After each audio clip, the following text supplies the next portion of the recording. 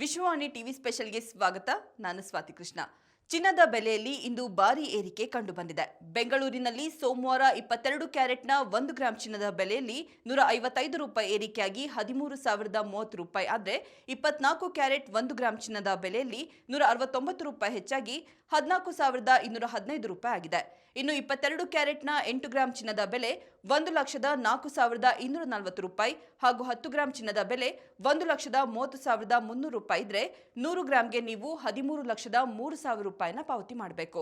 ಇನ್ನು 24 ಕ್ಯಾರೆಟ್ನ 8 ಗ್ರಾಂ ಚಿನ್ನದ ಬೆಲೆ 1,13,720 ರೂಪಾಯಿ ಹಾಗೂ 10 ಗ್ರಾಂಗೆ ನೀವು 1,42,150 ರೂಪಾಯಿ ಮತ್ತು 100 ಗ್ರಾಂಗೆ 14,21,500 ರೂಪಾಯಿನ ಪಾವತಿ ಮಾಡಬೇಕು.